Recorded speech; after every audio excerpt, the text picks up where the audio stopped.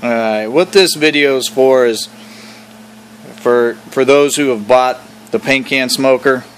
Had a couple people ask kind of, what to do when they get it. So, for you guys who are watching this wonder, man, why do you keep putting these videos out of the same thing? This is just for those guys who have bought this, and some guys were wanting to know, right from the get-go, like, what do you even do? So that's what this video is for.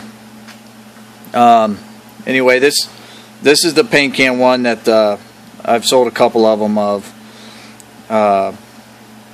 Now, a couple little things here, like, this one here's got the convoluted tubing and stuff like that. Some people want it to look a little nicer, and they pay a little extra, so they ask for certain things. So the $80, that's without the regulator.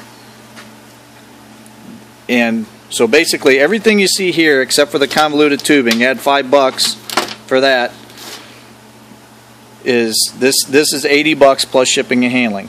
I do go ahead and make a Delron tip that I include with it. Now the $100 plus shipping and handling is with the regulator. And then throw another $8 for the flow control. And I just tell you guys, this is a Harbor Freight. Yes, it's a ball valve, but a flow control, anyway, you can regulate your flow with this. It's, they have other ones at Harbor Freight, they have the little knob on it.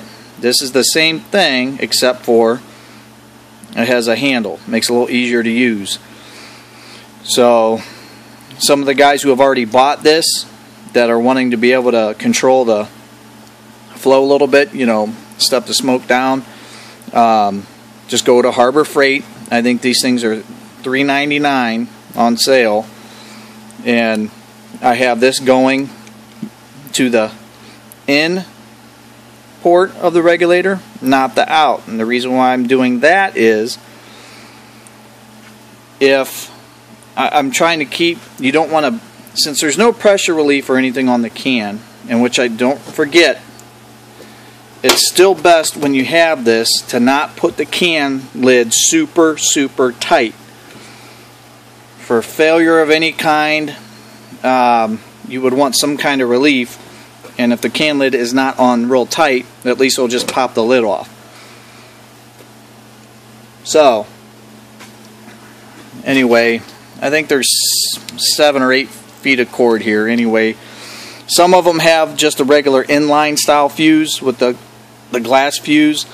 This one here is the blade. I have a 10 amp fuse in there, and the battery connector ends. And one thing I want you guys to know who aren't familiar with these style push locks. I'm going to try and hold the phone, damn hiccups, and show you how to work this, because when it ships to you, this hose, this isn't all connected, so it fits in the box. The hose is out. Now how this works, I'm going to try and hold the phone.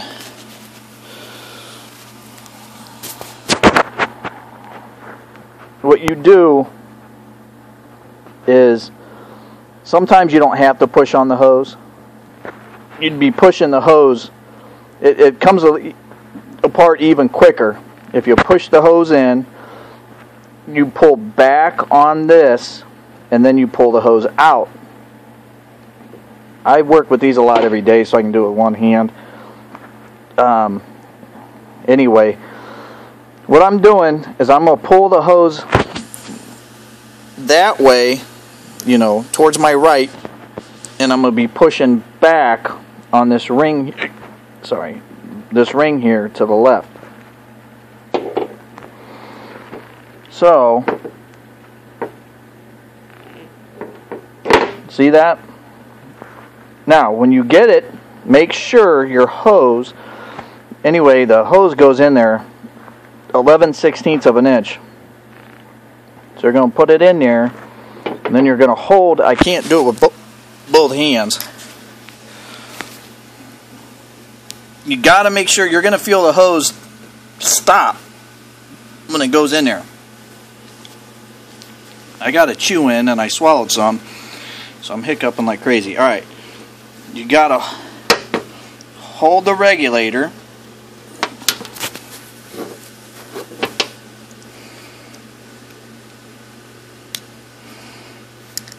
And then you're going to, damn phone. Anyway, it's common sense. You got to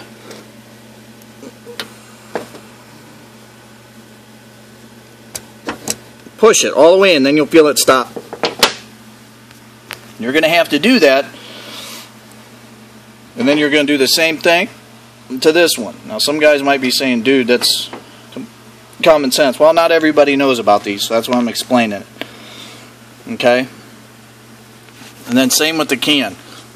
Now, support the can, because remember, it's a paint can, so,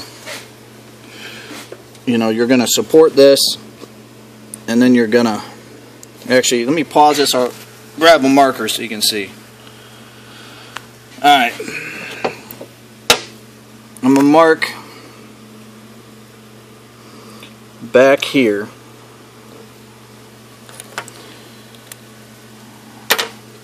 And again, I know this is common knowledge for some of you, but for some of you it's not. So, now that's just pushed in there until it stops with no pressure. So now I'm going to push on it. Okay, see that? So that's fully in there all the way. Make sure you're all the way in until you feel it stop. Now, to answer a couple questions, low pressure regulator. So we have our input PSI here, whether it's 60, 80, 100 PSI. Our low pressure regulator. So everything on this end is going to be, you know, your 11 to 13 inches of water. So when you get this, and you know, it comes out of the box, the lid's not on it. And it wouldn't be a bad idea. I know Walmart sells these. These are little ketchup bottles. I think 97 cents. If you put the oil in one of those, it makes it nice because you're able to reach down into the can. Now this is one thing you got to do. Yeah, let me back up. When you get the can, I wouldn't think from shipping, but you never know. Look in the can and make sure that the wire is still suspended in the can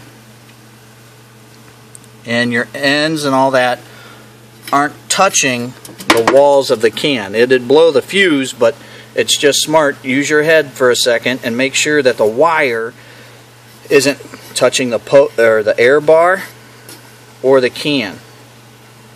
Now, for guys who are a little bit, you know, more savvy, you can take your leads, throw it on an ohm meter, and you know, you'll get 2 ohms, 2.5 ohms, whatever, a low ohm reading. Obviously, if it's open, if you get 0, you're shorted. So some guys, you know, if you want to check with a meter, but just using your eyes. Now, I'm not going to fill this with oil because I'm going to be shipping this one out. I'm just testing this one to make sure that it works before I send it out. Now, I've already soaked that wick some, but just to show you, so when you get it, you're going to make sure the wire's not touching everything, you know, it's still suspended, because that's your heating element. So the bottle's nice because right now you can just reach down in there and then soak your wick. Now, do not try and run this thing without those wicks really soaked. So what you should do is pour baby oil in the can, bottom of the can, I don't know, a ½ inch or so, because that's going to be your constant soak for the wick. And then you're going to soak the wick as best as you can. You know, soak it real good, keep dripping it on top, and then maybe a couple minutes later come back and do it again. And just make sure the wick's really soaked. You try putting your power to it with a dry wick, you're going to kill the life of the wick. You're just going to burn the wick, not necessarily no oil. So we soaked it. Now the next thing we're going to do is, I got this hooked up, but I'm going to take this to the other garage so I can put I don't have a power supply hooked up yet in here. So I'm I'm going to pause this and go hook it up on the car, and then you see how it works.